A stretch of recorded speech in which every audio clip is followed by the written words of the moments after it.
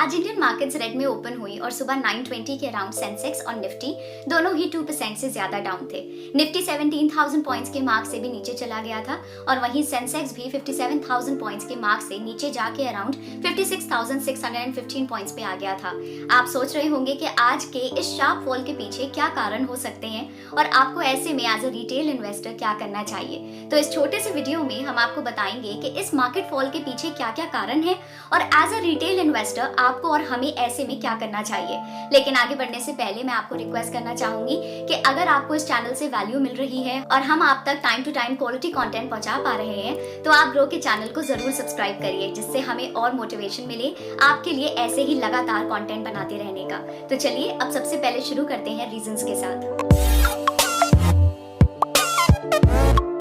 सबसे पहला और बड़ा रीजन है रशिया और यूक्रेन के बीच बढ़ती बॉर्डर टेंशंस। रशिया और यूक्रेन के बीच लंबे समय से बॉर्डर टेंशंस चल रही हैं और लेटेस्ट रिपोर्ट्स के अनुसार रशिया ने यूक्रेन के बॉर्डर पे 1 लाख सोल्जर्स से भी ज्यादा पोस्ट कर दिए हैं। कुछ वेस्टर्न कंट्रीज का ये मानना है कि रशिया मिलिट्री एक्शन के लिए प्रिपेयर कर रहा है और यूएस ने भी कहा कि रशिया कभी भी यूक्रेन के ऊपर एरियल बॉम्बार्डमेंट्स तक कर सकता है। ऐसे में काफी सारी कंट्रीज ने अपने सिटीजन्स को यूक्रेन छोड़ने के लिए भी कहा है। यूएस के प्रेसिडेंट मिस्टर बाइडेन को यूक्रेन विजिट करने के लिए भी इन्वाइट किया गया है। लेकिन अगर रशिया यूक्रेन में किसी भी तरह मिलिट्री एक्शन या इन्वेजन करता है तो ऐसे में यूरोपियन यूनियन और यूएस जैसे वेस्टर्न पावर्स रशिया पे सैंक्शंस इंपोज कर सकते हैं और इसका इम्पैक्ट ग्लोबल मार्केट्स और इंडियन इकोनॉमी पे भी पड़ेगा।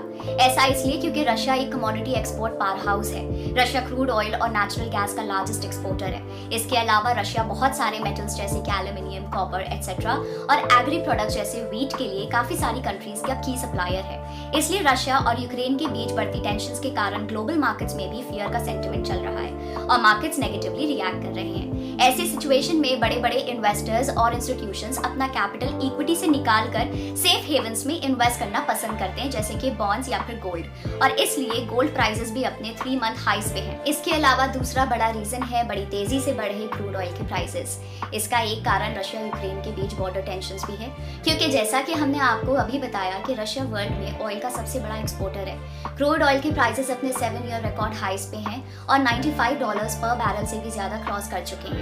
अब आप ये तो जानते ही हैं कि क्रूड ऑयल पे ऑलमोस्ट सभी इकोनॉमिक एक्टिविटीज और इंडस्ट्रीज डिपेंडेंट होती हैं। इसलिए क्रूड ऑयल के प्राइस में राइज होने से गुड्स और सर्विसेज के प्राइसेस इंक्रीज होते हैं और इन्फ्लेशन बढ़ता है। इसका इंडियन इकोनॉमी और मार्केट्स पे भी भारी इम्पैक्ट पड़ेगा, क्योंकि इंडिया क्रूड ऑयल का नेट इंपोर्टर है और ऑयल प्राइसेस बढ़ने से ओवरऑल इकोनॉमी पे असर पड़ेगा और फिस्कल डेफिसिट भी इंक्रीज हो सकता है। एक और रीजन भी है जो कि पिछले 2 रीजंस के साथ एक रोल प्ले करेगा इंडियन मार्केट्स में नेगेटिव सेंटिमेंट स्प्रेड करने का। वो ये है कि सीबीआई ने एबीजी ग्रुप की flagship company ABG shipyard limited और उसके डायरेक्टर्स पे एक फ्रॉड केस फाइल किया है। ये कंपनी शिप बिल्डिंग और रिपेयर्स के बिजनेस में इन्वॉल्व है और सीबीआई के अकॉर्डिंग कंपनी ने ऑलमोस्ट 28 बैंक्स के साथ 22,842 करोड़ रुपीस का फ्रॉड किया है। बहुत से बैंक जैसे कि SBI, ICICI, IDBI, bank of Baroda etcetera ने एबीजी शिपयार्ड को पैसा लेंड किया हुआ था और इसलिए आज निफ्टी बैंक और निफ्टी पीएसयू बैंक भी 2.5 से 3% नीचे ट्रेड कर रहे थे। तो ये थे वो सभी मेजर रीजंस जिनकी वजह से मार्केट्स नीचे जा रही है। लेकिन अब एज अ रिटेल इन्वेस्टर हमें क्या करना चाहिए है? सबसे पहले तो आपको ऐसे मार्केट फॉल्स के दौरान पैनिक नहीं करना चाहिए। आपका फोकस अभी अपने रिस्क मिनिमाइज करते हुए अपने कैपिटल को प्रोटेक्ट करने पे होना चाहिए। आप क्विक प्रॉफिट्स कमाने के मोटिव से इन्वेस्ट मत करिए, क्योंकि वॉलेटाइल टाइम्स में आप अपना कैपिटल लूज भी कर सकते हैं। हमारे पिछले वीडियो में भी हमने आपको सजेस्ट किया था कि आप लमसम इन्वेस्टिंग अवॉइड करिए और अपने एसआईपीज कंटिन्यूड रखें अगर आप म्यूचुअल फंड्स में इन्वेस्ट करते हैं तो, ताकि आपको एवरेजिंग का बेनिफिट मिल सके। अगर आप इस मेथड को फॉलो करेंगे तो आपका रिस्क भी कम होगा और आप ऐसे फ्यूचर मार्केट करेक्शंस का भी बेनिफिट ले पाएंगे। डायरेक्ट स्टॉक्स की बात की जाए तो आप सिर्फ क्वालिटी और फंडामेंटली स्ट्रॉन्ग कंपनीज में ही इन्वेस्ट करिए जिनकी अर्निंग्स और नेट प्रॉफिट्स कंसिस्टेंटली राइज हो रहे हैं। और सबसे इंपॉर्टेंट बात यह है कि किसी भी तरह की इन्वेस्टमेंट करने से पहले आप हमेशा एक डिटेल रिसर्च और एनालिसिस करिए, अपनी रिस्क टेकिंग कैपेसिटी और इन्वेस्टमेंट होराइजन को कंसीडर करिए और उसके बाद ही कोई इन्वेस्टमेंट डिसीजन लीजिए। आशा करते हैं आज का ये छोटा सा अपडेट आपको पसंद आया होगा।